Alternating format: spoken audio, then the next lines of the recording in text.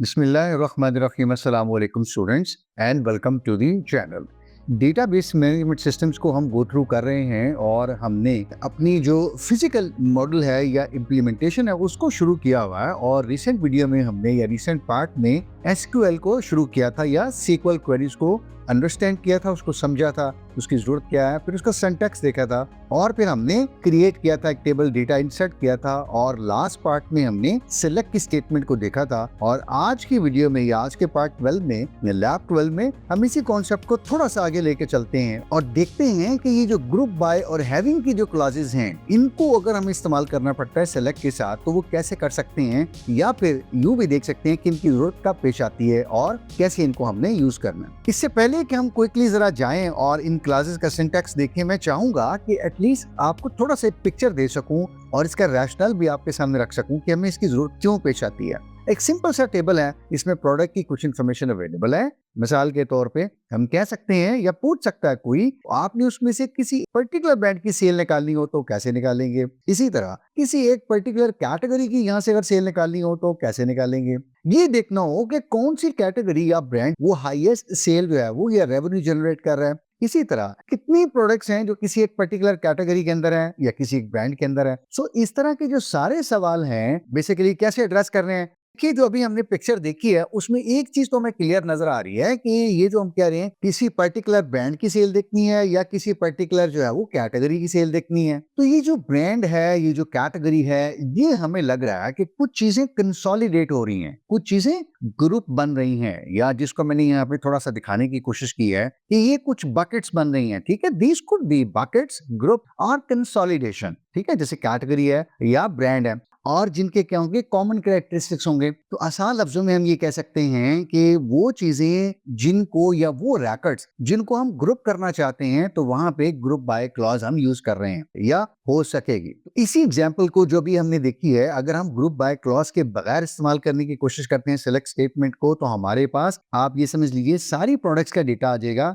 जबकि हम चाह रहे हैं कि हम उनको क्लब करें, उनको कंसोलिडेट करें, उनको ग्रुप करें और देखें कि किसी एक ब्रांड के अंदर, चाहे उस ब्रांड के अंदर 200-300 प्रोडक्ट्स हैं, उन सब की सेल्स इकट्ठी करके दिखाई जाए। ऐसी सूरतों में हम फिर क्या यूज करेंगे, ग्रुप बाय। और जब हम ग्रुप बाय करते हैं तो हम क्या देखते हैं या क्या देख सकते हैं, हम ब्रांड के लिहाज से या कैटेगरी के लिहाज से एक तरह की समरी निकाल लेते हैं। तो रूल क्या हुआ, whenever we use group by we are almost always using an aggregate function। ठीक है, ये जो हम कह रहे हैं ना कि हम सबको उनको कंसोलिडेट कर लेंगे या देखेंगे किसका रेवेन्यू है, किसकी सेल ज्यादा है, ये सारी चीजें क्या है, डिफरेंट तरह की एग्रीगेट फंक्शन है। अच्छा, ये एग्रीगेट फंक्शन जो है वो कितनी तरह के हैं। सबसे पहला हमारे पास होता है काउंट। काउंट का मतलब क्या हुआ, आसान लफ्जों में कि आप देखते हैं आपने जो ग्रुप बनाया किसी एक ग्रुप के अंदर कितने नंबर हैं, कितने इंस्टेंसेस हैं, तो ये आप देख लेते हैं नंबर ऑफ आइटम्स कितनी है उस बकेट के अंदर, राइट। तो यहाँ पे हम देख सकते हैं अगर काउंट इस्तेमाल करेंगे इस टेबल के लिए तो हम कह सकते हैं let's find the number of products in each brand, या फिर हम कह सकते हैं कि number of products in each category. दूसरा जो एग्रीगेट फंक्शन है हमारा वो क्या होगा, सम। अगर हमें किसी एक पर्टिकुलर ब्रांड की टोटल सेल निकालनी होगी, यकीनन बिल्कुल आपने ठीक कहा कि हम सम का फंक्शन यूज करेंगे। तीसरा जो हमारे पास फंक्शन है एग्रीगेट फंक्शन जिसको हम कहते हैं वो क्या है, एवरेज है, राइट। हम ये कह सकते हैं कि फला सेमेस्टर के जो स्टूडेंट्स हैं एवरेज जीपीए क्या है, या इस ब्रांड की जो प्रोडक्ट्स हैं उनकी एवरेज सेल क्या है, एवरेज प्रोडक्शन कॉस्ट क्या है। इसी तरह जो चौथा है वो मैक्स है। सिंपल है, आपने एक ग्रुप बनाया और उस ग्रुप के अंदर देखते हैं कि कौन सी ऐसी प्रोडक्ट है जो इस कैटेगरी में ज्यादा महंगी है, ज्यादा सेल कर रही है। ठीक है, इसी तरह मिन हो सकता है और मिन में हम बिल्कुल इसके वाइस वर्सा देखते हैं कि इस ग्रुप के अंदर जो हमने अभी बनाया है ग्रुप बाय के बाद या जो बना है, तो इस ग्रुप के अंदर जो सबसे लीस्ट वैल्यू है वो क्या है, बिल्कुल देख सकते हैं कि जो सबसे सस्ती प्रोडक्ट है वो कौन सी है, या जिसकी सबसे सेल कम है वो कौन सी है, या इस कैटेगरी के अंदर नंबर ऑफ प्रोडक्ट्स जो है वो सबसे कम किसकी है। तो ये हमारे 5 बुनियादी एग्रीगेट फंक्शंस हैं जो हम यूज करते हैं ग्रुप बाय क्लॉज के साथ। अब क्विकली जरा इस ग्रुप बाय का सिंटैक्स देखते हैं और समझने की कोशिश करते हैं। तो हम क्या लिखेंगे जी, सेलेक्ट करें एट्रीब्यूट्स को और उसके बाद फिर हम अपना कोई एक फंक्शन यूज करेंगे। अब देखिए मैंने यहाँ पे और यूज किया हुआ, इसका मतलब यह है कि या तो हम काउंट यूज करेंगे या सम यूज करेंगे या एवरेज या मिनिमम या फिर मैक्सिमम। बेसिक लेवल पे तो हम ये यूज करते हैं। कॉम्प्लेक्स क्यूरीज की आगे हम जब बात करेंगे या फ्यूचर में देखेंगे तो उसमें शायद हम मल्टीपल भी यूज कर सकें।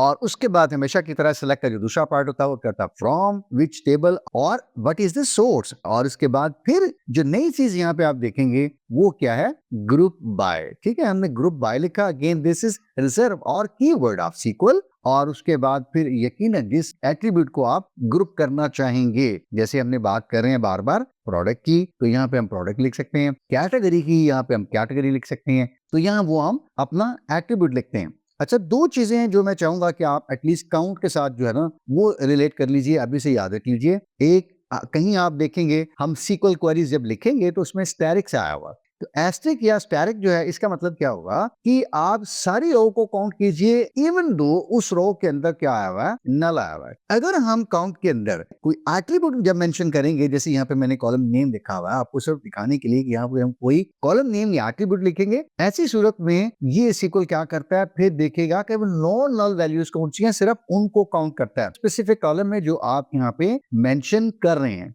ओके, क्विकली टेबल है उसको जरा गौर से देखिएगा। पूछा ये गया कि from the table given below the teacher if we want to retrieve the number of teachers in each office we use group by. अब ये देखिएगा यहाँ पे इस ऑफिस वाले कॉलम को कहा गया है कि यहाँ इस ऑफिस की बुनियाद पे आप टीचर्स को ग्रुप कर सकते हैं कि इस्लाम ऑफिस में फॉर एग्जांपल आपने काउंट किया और देखा कि कितने टीचर हैं, राइट। क्विकली अब देखते हैं इसको यूज कैसे करना है। तो हम क्या लिखेंगे जी, सिलेक्ट। अब ये हमारा ऑफिस एट्रीब्यूट है, तो ये देखिए हमने लिखा हुआ ऑफिस और हमने क्या यूज किया हुआ है, काउंट स्टैरिक। और फ्रॉम टीचर, ऑब्वियसली बात है ये टीचर का टेबल है तो हम टीचर के टेबल से डेटा दे रहे हैं। और उसके बाद ग्रुप बाय हम कैसे कर रहे हैं, ऑफिस को। थोड़ा सा इसको मैं और आसान करने की कोशिश करता हूँ। यहाँ आइएगा, ये देखिए ये हमारा टेबल है, वो जो टेबल है जिसके ऊपर हम क्वेरी अपनी रन कर रहे हैं। अब पहले मरले में ये हो रहा है कि यहाँ पे ये देखिएगा F001 का रिकॉर्ड लिया गया और इसी टेबल में से एक और F001 का रिकॉर्ड लिया गया, तो इनकी एक बकेट बनाई गई है, जिसे हम बार बार कह रहे हैं ग्रुप बाय का मतलब bucket bin consolidation.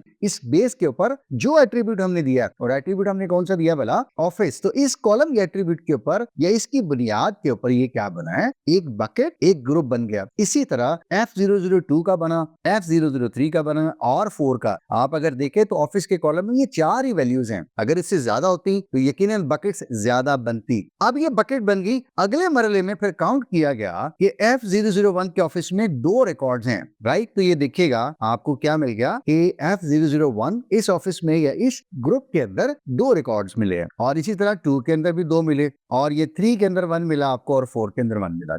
I just deliberately added this to make things clear, concise and easy for you to understand how this group by class is working. और जी अब चूंकि हमने कुछ चीजें समझ ली हैं तो थोड़ा सा प्रैक्टिस की कोशिश करते हैं। सबसे पहला जो क्वेश्चन या स्टेटमेंट है हमारे पास वो क्या है जी, consider the given orders table, calculate the revenue by category. अच्छा, यहाँ पे एक कैटेगरी का टेबल है, वी कैन सी दिस, और हमें क्या करना है, इस ऑर्डर के टेबल के अंदर से रेवेन्यू, ये जो सेल, ये निकालनी है बट कैटेगरी के लिहाज से। वेरी सिंपल, सबसे पहला काम वही करते हैं कि हमने चूंकि जिस कॉलम की बुनियाद पर लिखना है या एग्रीगेट बनाना है या उसको ग्रुप करना है, तो हमने वो लिखा है कि सिलेक्ट कैटेगरी।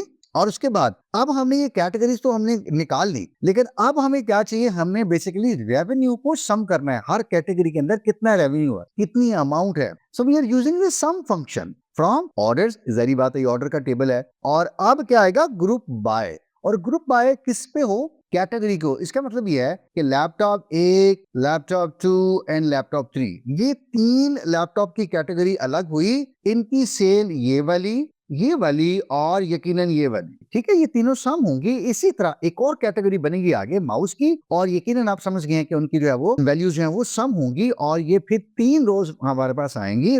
इसको जरा देखिए और देखिए कि फिर कैसे जो है ना वो हमने जैसे इससे पहले इलस्ट्रेशन बनाई है, कैसे कितनी वैल्यूज बनती है। और डू कमेंट दिस कि इसमें क्या आंसर आएगा। If you are able to do that, I just want you to go an extra mile and do the same with the following question. ठीक है, ये आपके लिए छोड़ता हूँ कि try to retrieve the revenue amount by region. I leave it to you. और उसके बाद कमेंट्स में मुझे बताइएगा कि आप रेवेन्यू के बेस के ऊपर क्या सेल जो है वो निकाल पाए हैं या कितनी। Okay, जी क्वेश्चन नंबर 2 है, there's another table, books का। Consider the following relation at the table and find the average number of pages of the book by category. Again, we have a column or attribute called the category, और उसके बाद हमने number of pages निकालने हैं category के लिहाज से। Again हमने यहाँ पे क्या निकाला है, एवरेज निकाला है। ठीक है, एवरेज के लिए हम क्या करेंगे जी, एवरेज किसका जी, पेजेस का। ठीक है, एवरेज नंबर ऑफ पेजेस, ये देखिएगा ये हमारा कॉलम है, दिस वन। तो हमने कहा जी कि कैटेगरी के हिसाब से एवरेज पेज निकालने हैं, तो आप सिलेक्ट करो कैटेगरी को, और एवरेज जो है वो अब एग्रीगेट फंक्शन यूज हो रहा है किसके ऊपर, पेजेस वाले कॉलम के ऊपर। और किससे, यकीनन आपने सेकंड बिल्कुल स्टेटमेंट ठीक कही है, फ्रॉम बुक्स। और थर्ड, आप में से कुछ लोग बिल्कुल ठीक कह रहे हैं कि ग्रुप बाय कैटेगरी। यकीनन हम पहले कैटेगरी के ग्रुप बनाएंगे 3, और कौन कौन सा बनेगा। आप में से जो लोग कह रहे हैं कि एजुकेशन का एक यहां से यहां ये एक ग्रुप बनेगा, कितने हैं, अगेन ये इतने बनेंगे, और for the rest of the categories. Okay, again एक क्वेश्चन मैं आपके लिए यहाँ पे छोड़ता हूँ, और वो ये होगा कि आप इनकी पब्लिश्ड ईयर के हिसाब से देखिए कि नंबर ऑफ पेजेस एवरेज कितने बनते हैं।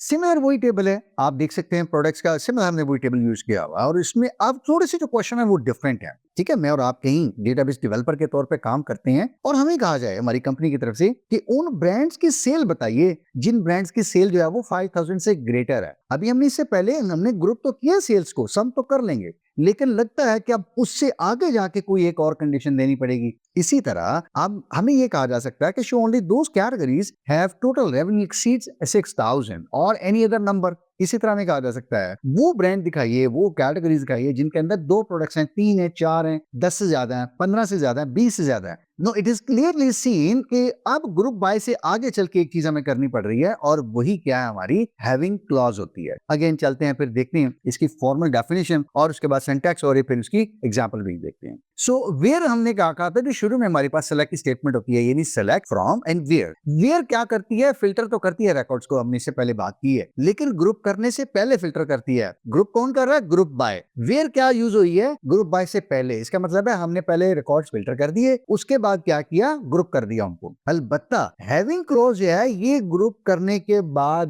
भी फिल्टर कर सकती है, और यही हम कह रहे हैं कि पहले हम ग्रुप बाय से कैटेगरी ब्रांड को ग्रुप कर देंगे, और फिर जो हमारी कंडीशन है उसके हिसाब से फिर हम फिल्टर लगा लेंगे। एग्जाम्पल क्या है जी, जैसे हमने टीचर की एग्जाम्पल का एक टेबल देखा कि आप दिखाइए वो वाले ऑफिस जहां पे टीचर 3 है, ये इससे ज्यादा है, या वो वाले ब्रांड दिखाइए जिनके प्रोडक्ट्स हैं वो 3 है, इससे ज्यादा है। ठीक है, you can think of many other related example to this. No, this example clearly shows और reveals that the number of teachers और the products is derived first. और वो कैसे होगा, अगेन ग्रुप बाय, यानी इस ब्रांड के कितनी प्रोडक्ट्स हैं, ग्रुप बाय ने वो बता दिया, इस ऑफिस के अंदर कितने टीचर्स काम करते हैं, ग्रुप बाय ने वो बता दिया। अब हम कह रहे हैं कि इसके बाद अगला हमारा क्या काम होगा, we will apply another condition. ठीक है, जो इससे पहले हम मोटिवेशन या फिर रैशनल में देख रहे थे कि टीचर इतने ज्यादा हो तो डिस्प्ले करें, ब्रांड की सेल इतनी ज्यादा हो तो उस कैटेगरी के प्रोडक्ट्स इतनी ज्यादा हो तो डिस्प्ले करें। So this comes the next. Group by के बाद हमारी हेवन क्लास ये काम करेगी, ग्रुप डेटा को मजीद फिल्टर करने का काम करेगी, और उसके बाद हमें फिर वो ऑफिस वो प्रोडक्ट्स मिल जाएंगे जहां पे हमारी रिक्वायरमेंट्स या फिल्टर जो हमें गिवन था वो पूरा अप्लाई हो रहा होगा। अगेन वन मोर टाइम इसको हम देखते हैं, और इसमें से हम रिक्वायरमेंट क्या हमें गिवन है जी, find the category that has more than one product in it. तो हम कह रहे हैं जी कैटेगरी को सिलेक्ट करो और ब्रैकेट्स को काउंट करो, और किससे, प्रोडक्ट्स के टेबल के अंदर से, और ग्रुप कर दो कैटेगरी के ऊपर। यहां तक तो बात आ गई कि हमने कैटेगरी के लिहाज से कितनी कितनी प्रोडक्ट हैं उसके अंदर हमने यहाँ पे डाल दी है। आप यहाँ से इसको पास करके खुद भी देख सकते हैं कि कैटेगरी के अंदर अगर आप आए, सबसे पहले कैटेगरी मेकअप है, और उसके अंदर आपकी कितने प्रोडक्ट्स हैं, फॉर एग्जांपल 1 है, उसके बाद फिर 2 है, और उसके बाद फिर 3 है, राइट। तो इसका मतलब है ये मेकअप वाली कैटेगरी भी आ जाएगी, और इसी तरह से बाकी को भी आप खुद यहाँ पे एनालाइज करके देख सकते हैं। अब हमें अगली कंडीशन देखनी है, वो क्या है, जिनकी 1 से ज्यादा प्रोडक्ट हैं। ठीक है, यहाँ पे अब अगला काम आएगा हैविंग का, और हैविंग में हम क्या कह रहे हैं कि आपने जो काउंट किया है ना, इसके ऊपर कंडीशन लगा के देखो, और देखो कि जो काउंट आपका आया है ना हर कैटेगरी का, वो काउंट 1 से ज्यादा होना चाहिए। वो रिकॉर्ड सिर्फ लाओ, जहां पे 1 या 1 से कम है बेशक वहां उनको ड्रॉप कर दो। तो इसका जो टेबल बनेगा मैं चाहूंगा उसको थोड़ा सा बेहतर कर लीजिए। ठीक है, और उसके लिए आप क्या कर लीजिए कि जहां पे आप काउंट डायरेक्ट लिखते हैं ना, जो काउंट आएगा हमारे पास, उसके लिए हमने एक एलियस यूज किया है जिसको हम कहेंगे एज के बाद उस कॉलम का आप नाम क्या देना चाहेंगे। तो चूंकि हमने प्रोडक्ट्स को काउंट किया है तो इसलिए हम नाम जरा इंट्यूटिव दे रहे हैं, दैट इज प्रोडक्ट काउंट। सही है, अब क्या होगा, लेफ्ट साइड पे टेबल के क्या आएगा, एक कॉलम में प्रोडक्ट की कैटेगरी आएगी, और राइट साइड पे जो हमने नया कॉलम दिया है वो क्या आएगा, प्रोडक्ट काउंट। तो ये टेबल हमारा बनेगा कैटेगरी, और 3 कैटेगरीज आ गई, और उसके बाद प्रोडक्ट काउंट। अगर हम यहाँ ना देते तो ये यकीनन ये कुछ ऐसी चीज यहाँ पे लिखी हुई है जो कि कुछ मुनासिब नहीं थी और मीनिंगफुल भी नहीं थी। तो इसलिए हमने यहाँ पे क्या किया, एलियस यूज किया है। तो एज के बाद हमने नया कॉलम दिया, this is temporary column name. तो ये हमने एक चीज और भी सीख ली कि एलियस कैसे देना है अपनी मर्जी का, अगर हमने किसी कॉलम के ऊपर कोई एक फंक्शन यूज किया हुआ। अब थोड़ा सा मैं चाहूंगा कि आप इसको जरा डिटेल में देखिए कि हैविंग जो है वो कैसे काम कर रही है। ऑल्दो कि हमने पहले से काफी चीजें डिस्कस कर ली हैं, राइट। तो पहला स्टेप क्या था हमारा, इसी क्वेरी को अगर हम देखें तो हमारे पास जो डेटा था उसका क्या बना, ग्रुप बना, और वो ग्रुप इस तरह से बन गया। फॉर एग्जाम्पल आप एक चीज देखिएगा, शायद कुछ एसेसरी की प्रोडक्ट्स भी थी, फॉर एग्जाम्पल 1 मिनट के लिए सोचिएगा, लेकिन उनका काउंट कितना आया, 1। अब क्या हुआ, ये 4 कैटेगरीज बन गई, 4 ग्रुप बन गए और आगे उनका काउंट आ गया। उसके बाद क्या हुआ, इसके ऊपर हमने हैविंग का ये फिल्टर यूज किया हुआ, ठीक है, दिस वन, सही है, ये वाला हैविंग का फिल्टर यूज किया हुआ। ये असल में ये काम कर रहा है, फिल्टर कर रहा है रिकॉर्ड को, जो हमने यहाँ कंडीशन दी हुई है। और वो फिल्टर कैसे कर रहा है, जो हमारी कंडीशन है क्या, it should be greater than 1, जो काउंट आया उसको 1 से ज्यादा होना चाहिए। अब पहला चेक किया गया यहाँ पे, बिल्कुल ठीक है, दूसरा चेक किया गया, बिल्कुल ठीक है, तीसरा चेक किया गया, बिल्कुल ठीक है। अलबत्ता इन दिस केस ये क्या निकला, फॉल्स, ये कंडीशन हुई फॉल्स। इसका मतलब है ये फिल्टर नहीं हो सके, ये ड्रॉप हो गए। और फाइनली आप देख सकते हैं जो कंडीशन पे या फिल्टर पे, हैविंग वाले फिल्टर पे पूरे उतरे थे, वो रिकॉर्ड जो है नीचे हमें आउटपुट में नजर आए हैं। So this is how a group by and a having clause both work together to make this SQL query जो सेलेक्ट की है more powerful and more flexible, right. Okay, before I say good bye to you, I just want you to कि आप इस table को देखिए और कुछ क्वेश्चन यहाँ मैंने पोस्ट किए हैं, आप उनको वन बाय वन देखिए। And in case you face any challenge, Google it around और at least let me know in the comments, और उसके बाद फिर मैं आपको वन बाय वन सबके क्वेरीज जो है वो बना के भी दूंगा, but at least give it a try. आप इसको सोचिए, इसको अप्रोच करने की कोशिश कीजिए और कोशिश कीजिए कि जो चीजें आपने लर्न की हैं वो आप कैसे अप्लाई कर सकते हैं। So learn, try to apply the knowledge, और उसके बाद अपनी स्किल को एनहेंस कीजिए। और आपके वक्त और तवज्जो के लिए बहुत शुक्रगुजार हूँ। हमेशा की तरह गुजारिश होती है कि कंटेंट को आप किस नजर से देखते हैं, आपकी तवक्कुआत पे पूरा उतरता है, तो अपनी फीडबैक, आरा और तजावीज़ से ज़रूर आगाह किया करें, ताकि हम इस काविश को बेहतर से बेहतरीन की तरफ लेके जा सकें और अपनी स्टूडेंट कम्युनिटी की हेल्प कर सकें इंशाल्लाह, ठीक है। और आपको अगर कुछ चीज़ सीखने को मिली है, अपने एक्सपीरियंसेस और अपनी लर्निंग दाएं बाएं ज़रूर शेयर किया करें। इल्म की रोशनी है, इसको बखेरते रहें, इसको फैलाते रहें, ताकि हर जगह रोशनी हो और बाकी लोग भी इससे फैज़याब हो सकें, मुस्तफ़ीज़ हो सकें। तो कुछ ना कुछ रोज़ सीखते रहें, आगे बढ़ते रहें इसी काविश के साथ, इसी दुआ के साथ कि अल्लाह आपका हामी नासर हो। मुझे दीजिए इजाज़त, इंशाल्लाह लैब 13 में किसी इंटरेस्टिंग कंटेंट, किसी एक नए एजेंडा के साथ आपके साथ कनेक्ट करेंगे। तब तक के लिए इजाज़त, खुदा निगहबान, अस्सलाम वालेकुम व रहमतुल्लाह।